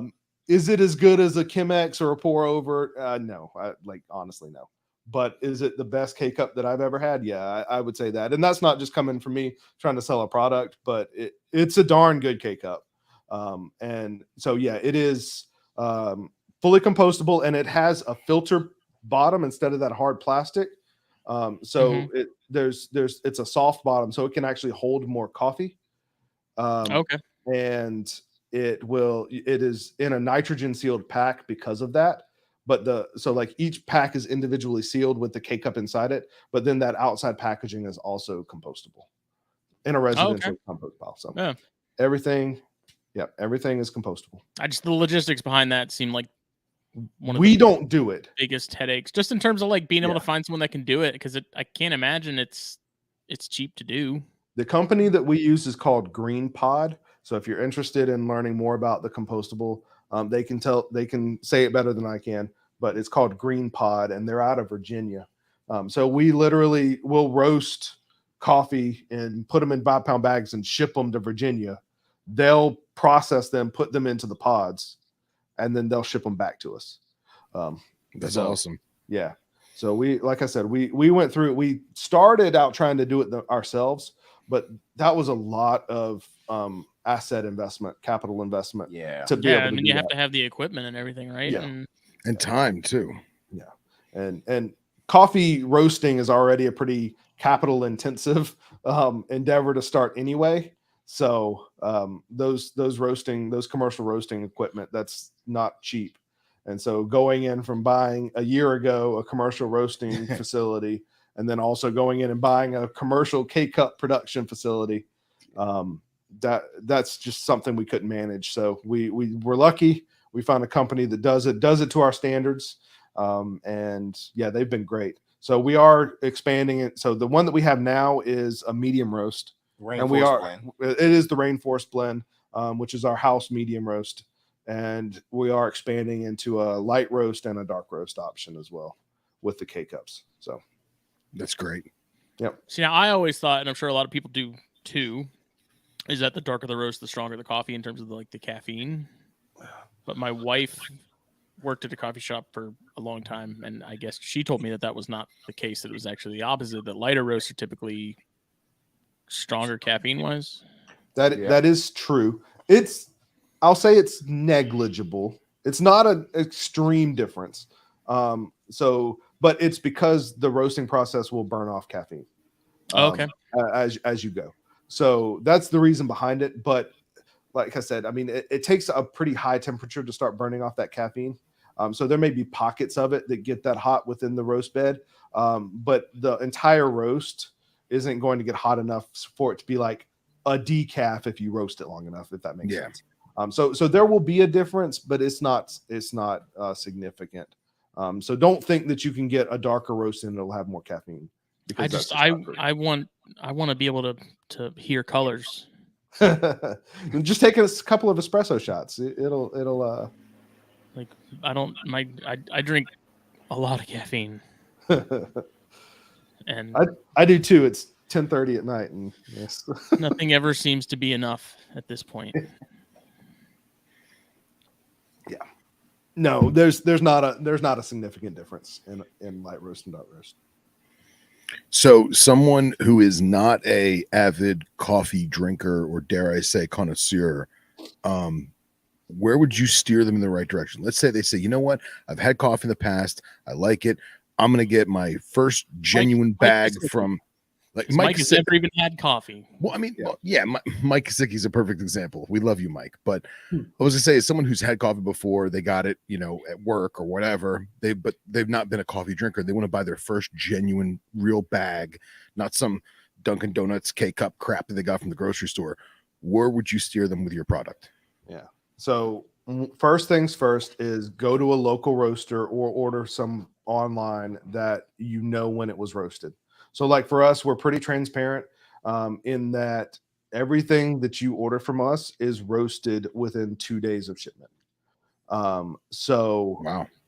So you order it and I either roast it that day or the next day, and then it ships. So go to somebody that that has a fresh roasted coffee, because that's gonna right off the bat take away some of those non-desirable attributes of stale coffee. So that's number one. Number two is I would start off with more of like a light medium kind of roast, because that's for two reasons. It's going to let you kind of feel out your taste in coffee. So you would say some people, the two complaints that I get about coffee are either it's too bitter or it's too acidic. Mm-hmm. So bitter coffee is dark coffee, and acidic coffee is light coffee. So I would say start on the lighter end, but still maybe like a light medium, because that'll kind of mellow things out. And then again, I would start off with something that's a little bit more common, like a Central or South American coffee, because those are like your chocolatey cocoa flavor notes, which tend to be a little bit more balanced than something that's punchier, like a African coffee as well. How do you know if coffee is stale? I've probably had a ton of stale coffee and just didn't even know it was stale. And was like, I've had stale coffee and I knew it was stale. It like tasted like stale. Yeah. Okay, so when you're talking about consuming coffee, we typically recommend. So it probably is not going to be a problem for anybody that consumes it that's listening, because we say 24 hours after roast is the optimal time to start consuming it. So you don't want to consume it like right after it's roasted, because it does need some time to off gas, and so it will emit some CO2 and off gas, and it will help improve the flavor. Waiting about 24 hours, assuming that you're doing a drip coffee, and then after that, from that 24-hour time, the clock kind of starts, right? So if you get a bag of ground coffee, I would say probably it's best. See, it's tough to even say with ground coffee. It's best 2 weeks, maybe, is your optimal time to consume it. Now, is that once the bag's been opened? If it's sealed, that's just from roast. Oh, wow. Now, I mean, Phil, if you're not an avid coffee drinker, you're probably not going to tell a whole lot of difference between 2 weeks and a month. But I would say probably ground coffee, a month, you'll start tasting the difference. Like if you tasted that coffee the day you got it, 24 hours after it was roasted, and then you taste it again after a month, you'll be able to taste the difference. Yeah. But I would say, one, if you're going to be into coffee at any level, get a grinder, and not just any grinder, get a burr grinder. They're not that expensive. Don't get a blade grinder. Because there is a significant difference, and they're not that much more expensive to get a burr grinder versus a blade grinder. So get you a good burr grinder and get whole bean coffee. Typically what you see best buy dates for coffee are 30 days. And so that's what you'll see. Like if you go to like a specialty retailer or a grocery store, you'll see roast date best buy 30 days after it was roasted. Yeah. And I think that's a fair guideline when you're talking about retail, because not everybody's going to be able to get a product on a shelf and get it consumed within 30 days. That's a pretty tight window. Sure. It's also a lot of coffee to drink. It is. Yeah. Not everybody drinks as much coffee as I do. Right. Right. So, so yeah, 30 days I think is a fair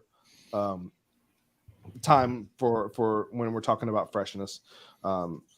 But I mean, coffee is a shelf stable item. So as long as it doesn't mold, you can consume it forever. Like I've had 20-year-old coffee. It's not good, but I've had it. Right. It's like 20-year-old cigars. It's like at some point it just kind of loses its flavor. Yeah, as long as it's not like actively molding, you're not going to get sick, but just don't do it. Just toss it. Coffee's not that expensive. Get good coffee. It's not that bad. Yeah. Well, so like I drink a lot of Cafe Bustelo, and you know, a lot of Cubans. My fiance is Cuban, and I drink a fair bit of it, and I try to get the freshest bag I can, but pre-ground because I'm lazy. But then my work, we have like a major Nespresso account, and we have the giant industrial like restaurant espresso maker, you know, that would be for a legitimate restaurant. There's only a handful of us working in the shop. Yeah. And I look at the dates on those pods, those Nespresso pods, and some of them it's like best buy 6 months later. And I'm like, what am I doing here? I mean, it tastes good. Don't get me wrong, but I know that there's either an additive or something's happening, you know? I mean, it's okay. Like I think, and we mentioned on our last podcast, it's okay to like coffee that's not super fresh. Like I'm not hating on you for drinking Nespresso pods, because I mean it serves a purpose. You're sacrificing something. You're sacrificing freshness for convenience, and that's okay. And I mean, I also don't buy it. So well, that's it. But if I was introducing someone to it at the first time, I would say get a fresh bag from a roaster. Get something from Central or South America, and get something that's like a light to medium roast. Excellent. And then you guys do whole bean and ground, or no? Yeah, we do. Yeah. So the offerings on the website are just whole bean and ground. But if you have a specific grind preference, I mean, we can do whatever you like. Like we can grind everything from espresso up to cold brew or anything in between. So, you know, most people that want anything other than drip will just order whole bean and grind it themselves. Yeah. But we can do it if you want. I like my coffee cold, man. Yeah. Yep. It's where me and Phil differ wildly. I'm trying. I'm coming around to it. The cold coffee. I'm coffee. trying. Yeah. I'm not there. What's the reservation? It's not so much a reservation. It's just like an acclamation. I don't know. Like I didn't like bourbon the first time I tried it. You know, I mean, this is like one of those things where you have to have to get used to it. And Grow it's on a you little different, bit, yeah. it's a different flavor profile. Now, I will say we do a Japanese iced coffee, and that is probably the best iced coffee that I've ever had. So it's brewed. It's a pour over that you brew over ice, and so it like rapid chills it, and it gets a lot of the flavor notes out of the coffee, and it gives you a pretty good representation of what that coffee should taste like, but cold. Because the problem with like a lot of cold brew is it just kind of amalgamizes everything into one earthy flavor, right? Yeah. And that's not to say like some people love it, right? Like you might like that and that's cool, but like I'm talking about, I'm investing a lot of money in high-end specialty coffee for it to all taste the same, right? Yeah. So like when I'm talking about trying to get the optimal flavor notes and flavor profiles of when I imagine this coffee, when I'm roasting it for the first time, and when I'm doing sample roasts and trying to get this thing to what I want to put to market, I want to make sure that it's replicable in all of its forms. And in cold brew, it just doesn't really do that. Yeah. So I also feel like so I drink realistically, like being truthful to myself, I have at least 3 cups of drip a day, and probably 1, depending on the day, 2 espressos. And I'll usually do like some kind of like colada, like nothing crazy. I don't have any of the Cuban stuff at my work because it's like go, you know. And when I drink my coffee, I want to enjoy it, right? And I'm not one of those guys that's like has to drink like liquid hot magma. No, like I need it. In fact, sometimes I'm not getting 3rd degree burns down my esophagus. Yeah, I know most people are like, oh, coffee has to be 197 degrees Fahrenheit. No, like I'm cool with it being like 140, 150, you know. But when I drink cold brew, I drink it like it's a dare I say a normal beverage, and I'm like chugging it, and I'm like, this is not the point. You know what I mean? Like I drink coffee because I love coffee. I mean, don't get me wrong, caffeine's awesome, but I genuinely enjoy it. I want my coffee to taste like that's coffee. where we differ too, because I do love coffee as well, but it's also purely a like I need to crawl back to zero. And I need the strongest thing to get me there. And that's why I had a bang addiction for a long time. You did have a bang addiction for a while. But yeah, I just think that as much as I enjoy the cold brew, it's not, when I drink cold brew, I'm consuming way more than I normally would. And I'm not getting the satisfaction of the coffee itself. Does that make sense? Yeah. And that's fair. And I guess kind of the reason that I try to like cold brew is that I want to experience what my customers are trying. Of course. So when I mentioned sample roasting, and that's kind of a roasting term for when we get a new coffee in, we profile it all the same. So we roast it against a sample profile to see what that coffee has to offer, and then we can manipulate it from there to the finished product.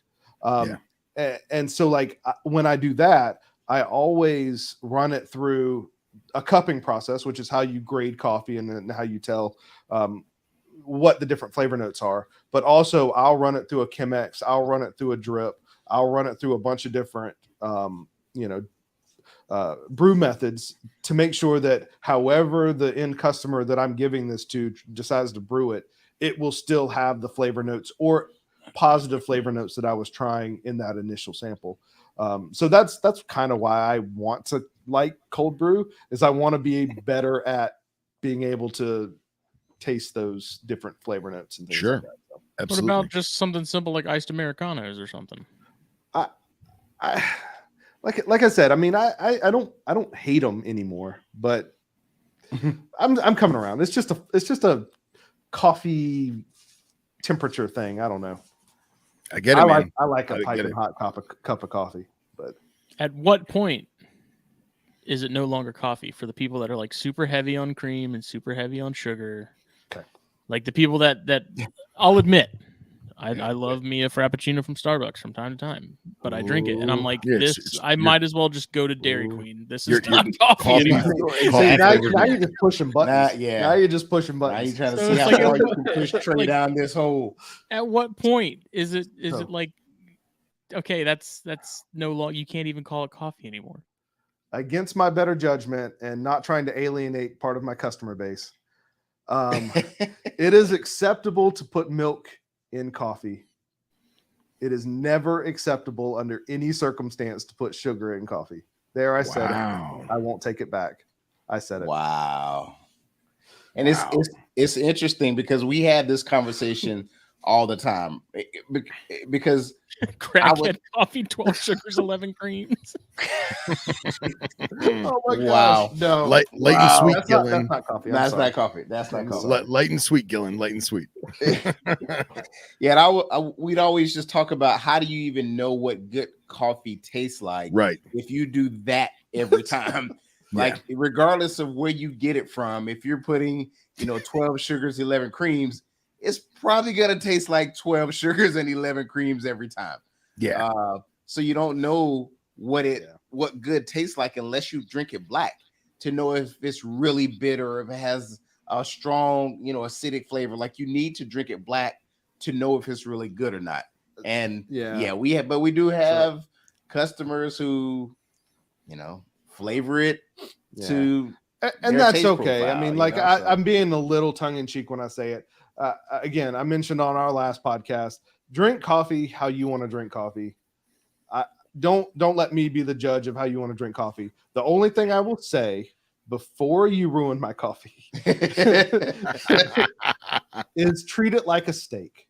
So I like to compare it to a nice steak. Oh, that's a good. If you go out to a restaurant and you try a nice steak, you don't just pour A1 all over it before you try it. So try it first. And then if you decide to ruin my coffee, okay. I tried my best. But that's good. No, That's a great analogy. I mean, if you like sweeter coffee, that's okay. Coffee's meant to be enjoyed, like you said, Phil. Take time to appreciate it. Take time to enjoy your coffee. If that means putting hazelnut or French vanilla or sweetener in it, that's okay. But pumpkin spice. But no, stop. Okay. Unicorn blood. But I would prefer, like for me, I'll have a latte every once in a while, with some steamed milk and stuff like that. If I'm feeling a little, frothy, yeah. But for the most part, it's black all the way. That's good, man. Because of cigars, I've come to appreciate black coffee because and Phil, I'm sure will agree. There's really, in my opinion, nothing better to pair with cigars than black coffee. Yeah. If this show wasn't at the time in which it is and having to wake up early and stuff, like I would 1,000% be having, the colada right now. Yeah. I have to. Okay, butter. What's happening? A little butter. Little Land O'Lakes unsalted. Come on. Oh man. Little country crock. Jesus. If you're health conscious, maybe some. I can't believe it's not butter. Yeah. Take some, maybe a spritz of some of that butter flavored Pam. Some honey, maybe. Just a little shot. I mean, honey. I don't know. But butter. That's the new one. Am I wrong in thinking though? Because there's been a few times where like I don't like to. If I do add sugar, I don't add a ton. But if I add cream, I usually don't add a ton either. Milk or whatever. But it seems like if you add a little bit of milk or creamer, that it seems to up the sort of it tweaks the flavor and not in a good way. Like it seems like you almost have to have none or a lot. Is that? I mean, I don't know about that specifically, but I mean, it does definitely alter the flavor of the coffee itself. Sure, but to what extent or how much you put in, I don't know. Maybe I don't really drink milk with my coffee. Yeah, I've also heard from people that they add creamer to. I mean, I don't want to use the wrong terminology, but change the viscosity because they feel like the standard black coffee, maybe they make it too watery. Does that make sense? Yeah, and that's fair. I mean, like that's what a latte is it's that like thicker, foamy I don't know how you would describe it, but yeah, it's definitely a different viscosity, a different texture to it. Try it. Butter makes it creamy and smooth and mellows bitter coffees. Just get better coffee. Yeah. I don't know. I'm not there yet. Gosh. Yeah. Okay, I'll try it. I'll make a video of butter coffee. There you go. There you go. Y'all see me on Instagram passed out from I had butter coffee. Oh Jesus. All right, and we will come back to this point. I survived a rattlesnake bite, and I will die from butter coffee because of y'all. Yeah. Oh man, drink a nice cup of vasoconstrictors on top of something to up your cholesterol at the same time. Butter coffee, yeah. Okay. Yeah. I've heard of people doing that. I've never tried it. I don't know. No, I've never heard of that one. Yeah, I'm not every day for a living, and that's a first. I'm not with it, man. I'm not. Wow. Oh, geez. I mean, and don't get me wrong. I'll drink some mud water coffee for sure, but I don't think I could put butter in it. Bulletproof coffee. Yeah, man, not this bulletproof. This is not where I expected this conversation to go. Look this one up. Butter coffee. Okay. Now, I will say this: Have Fair y'all enough. tried? Fair enough. Have y'all tried the Turkish coffee where they have the hot coals under sand? Yeah. I've tried it. It's intense. Is it really? Yeah. It's very strong. I mean, it's not espresso. It's a thing. But it's a similar like concentrated coffee. Okay. I mean, espresso is very specific in that it's pressurized coffee, so it can't be espresso. But it's a similar idea where you've got a concentration of a higher ratio of coffee grounds to water. So it's definitely stronger. So you're getting a thicker coffee without the, what is it, 9 pounds of pressure or something like that? Yeah. 9 bars. Yeah. 9 bars. Excuse me. Yeah. Okay. Yeah, I'm dying to try. The problem is I don't have anyone locally that does it. There's no Turkish place to get coffee around here. Well, I mean, we do. What the hell? Well, no, we do. I mean, I've got, you name the kind of food places around me. I mean, South Florida is a legitimate melting pot. I mean, every Central and South America, Africa, Europe, Asia, you name it, we've got food and drink from it. But to find someone like, there are Turkish restaurants, and Persian restaurants, but they don't have the sand bed.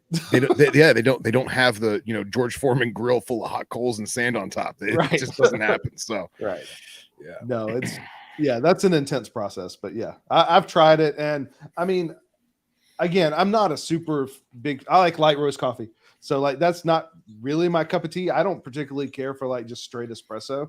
I'll do it, like I'll taste it for the science of tasting coffee for my espresso customers, but if I'm drinking espresso, it's a latte. So fair enough.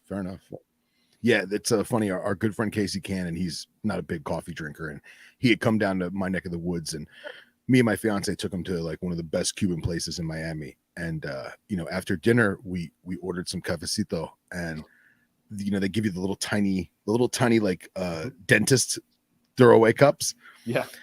And I mean, let's be real. I'll drink the whole damn thing myself. I'm an animal with it. But we were pouring it out, and he was like, "Man, this is really, really good." I was like, "Yeah, this is what good coffee is supposed to taste like." Yeah. And at some point, he accidentally spills the whole little vial over on the table, and I threw my hands in the air. I said, "What did you do?" And he's like, "Oh my God, what did I do? Was it expensive?" I was like, "No, man, it's like $2. Don't worry about it." So I was just going to say is that it doesn't. To be good coffee, it doesn't have to be expensive either. Right. So, no, that's fair. Yeah. And you guys, well, I was gonna say, your guys' prices as I scan the website and stuff, it's tip top, man. Yeah. We try. The difficult part with coffee, not necessarily is the price of the bag itself, but shipping, and that's where a lot of people get tied up in it. Is that it's a fairly dense product. It's a pound, right? Yeah. For its size, it's a fairly dense product. So it does cost a little bit to ship. So, I mean, there's not a whole lot we can do about that. We try every method that you can think of, using discounts and things like that with shippers. But, we try to be as competitive as we can as a small batch, fresh roasted coffee company. So we're not going to compete with Folgers or Maxwell House or stuff like that, but you're getting a better product as well, right? So oh yeah, absolutely. What Good stuff. what the hell is the freeze-dried stuff that you see on the shelves that looks like fish food? That's what it is. It's fish food. Instant coffee. Yeah. Yeah, I mean it's just super processed, like super ground up coffee, that's processed to dissolve. Oh, I mean, I guess it serves its purpose. Like I don't see anybody buying that ever. My wife buys it when she goes camping. Like my wife will go camping and she'll buy like the instant coffee packs. Oh God! Couldn't you just do a French press? You could, but then I mean you would have to heat it. Like there's no electricity. She'll hike the Appalachian Trail, and there's no electricity, right? So she'll like doesn't want to heat a fire to heat up her coffee, so she'll just pour it in there. I don't know what she does. She's crazy. She's married to me, so I mean that's definitely crazy thing. Is there anything in particular you guys like to pair with coffee? I typically don't drink coffee. Like I drink coffee almost like as a dessert, like to enjoy. So I drink it kind of separately. I'm trying to think if there's anything that I drink with it. Not really. I don't drink coffee with food either. Because I like the coffee flavor notes themselves, so I don't like mixing them. I mean, I think we're gonna talk about cigars, and I think that's to me that's the pinnacle of coffee pairing. Like honestly, I don't think there's much else that goes better than cigars and coffee because of the commonalities between the flavor notes and the regions where it's grown. So yeah, that's right on spot. I love it. It's unbelievable what it'll bring out as far as flavors of the cigar. And I think that's more so what it's meant for, is to bring out flavors of the cigar, not necessarily both of them sort of getting, you're not going to necessarily smoke your cigar and then try the coffee and notice any, I think, major difference. But the coffee is like black coffee in particular. It's like, it's a good palate cleanser. So you get so much more flavors and things that maybe kind of like how bourbon and scotch does too, but I think more so with coffee because they are more complementary in terms of the flavors overall. And that's a good point. There was a point in the comments about pastries. So I will like coffee cake or any cinnamon cookies or pastries. I will do that with coffee. I do like the cinnamon coffee. One's augmenting the other. Yeah. So that's one I will do. That was a good point. I like it as a pairing too, because you can make it, whether you're smoking something lighter like a Connecticut wrapper, a Habano, which might be spicier, Maduro is just going to be richer. It seems to work with just about everything. So, do you want to talk about cigar pairings? I mean, we can talk about what coffee goes best with cigars. So what I know, and I mean, I occasionally smoke a cigar. I have a pipe that I'll smoke more than anything else. But like from a cigar standpoint, like a lighter cigar, you tend to match the cigar profile with the coffee profile. So if you have like a lighter profiled cigar, you tend to go with a lighter profiled coffee as well, because you don't want those competing flavors to hit. So I would tend to go with a lighter roast coffee for a lighter cigar. Look for something that's going to accentuate those same regions from where that tobacco is grown with the cigar. So you want something that'll match. Like if you've got like a sweeter cigar, get something with a sweeter profile on the light roast spectrum of the coffee. Same thing with the medium. Go with a chocolatey coffee to accentuate the earth tones of a medium cigar.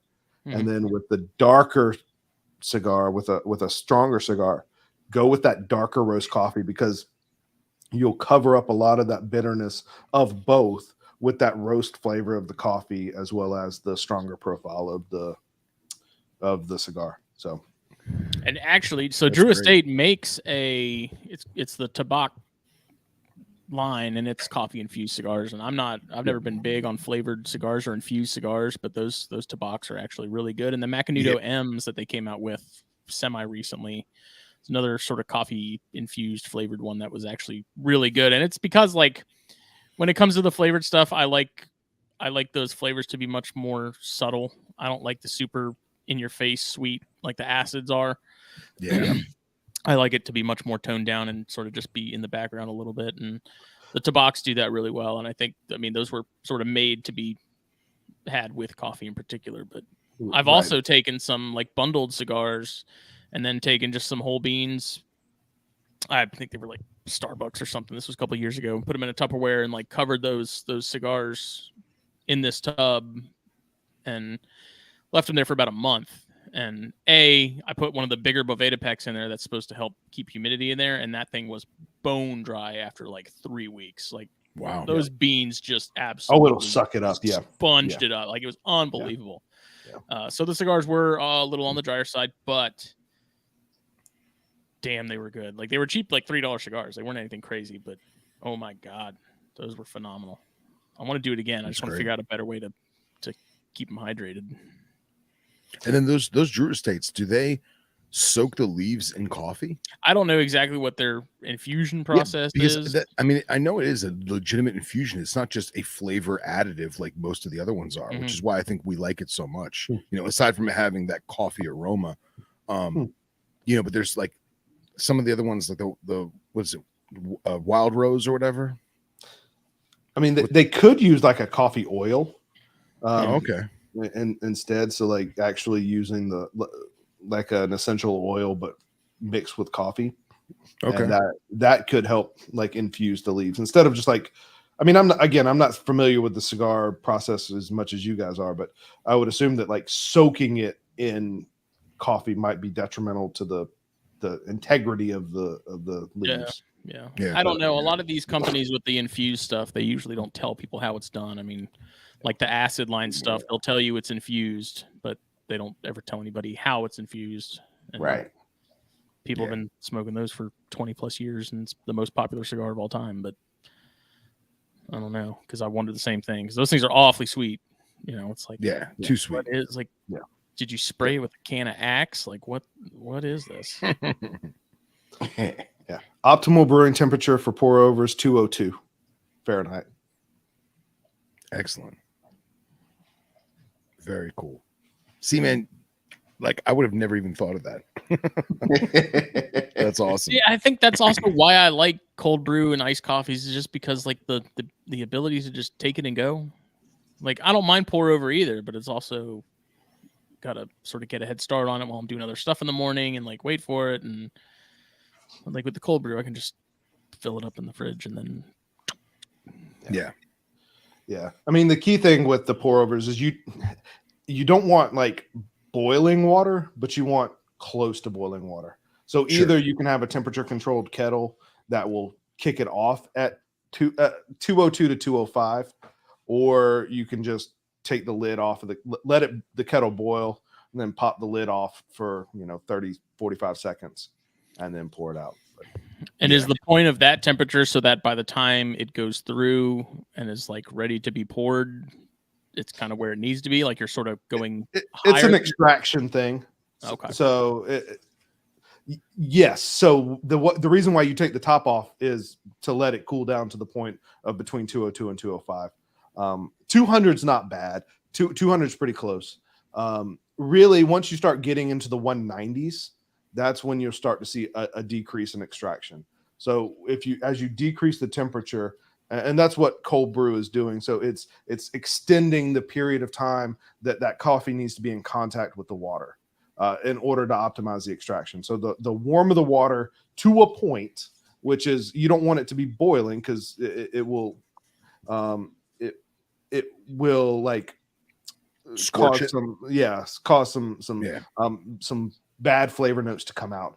But other than that, you don't want it to get below about 190. Otherwise, the water won't be in contact with the coffee long enough to optimally extract the coffee. So, I find myself with using a small mocha pot like almost every morning, and I'll listen for it. And when I start to hear it, then I'll lift the top, check it, and just kind of sit there and watch it and let it get to a certain point. Obviously, I'm not temping it, but just keeping an eye on it that take that extra 30 seconds to watch it so I'm not messing it up.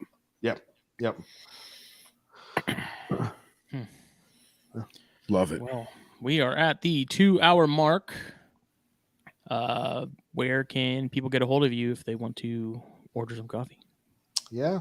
So you can come see us in Tinley in March.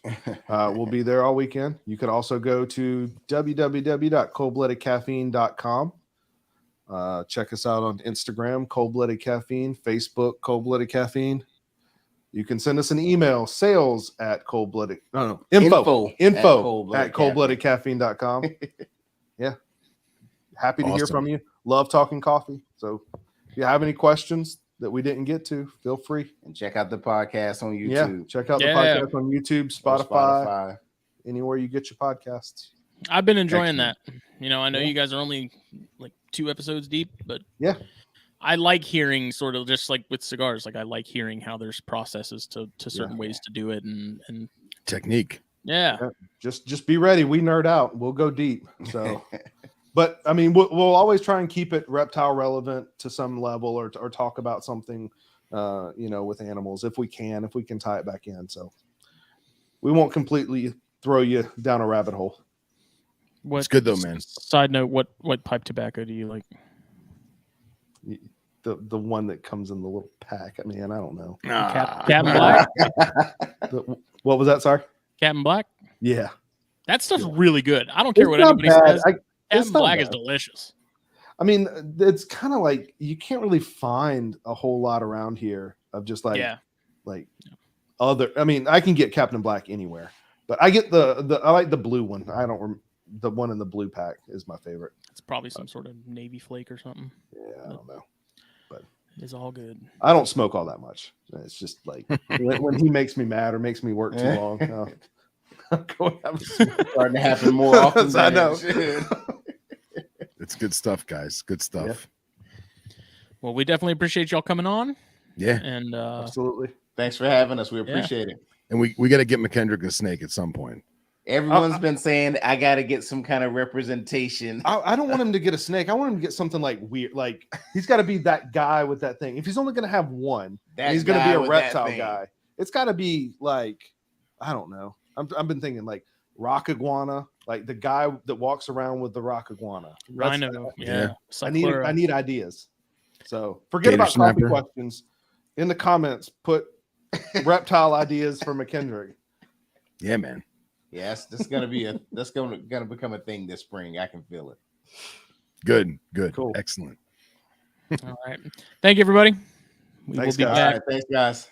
Thursday, I believe we're going to try and fit in a Corn Stars episode. We have something lined up for THP the following week to be determined.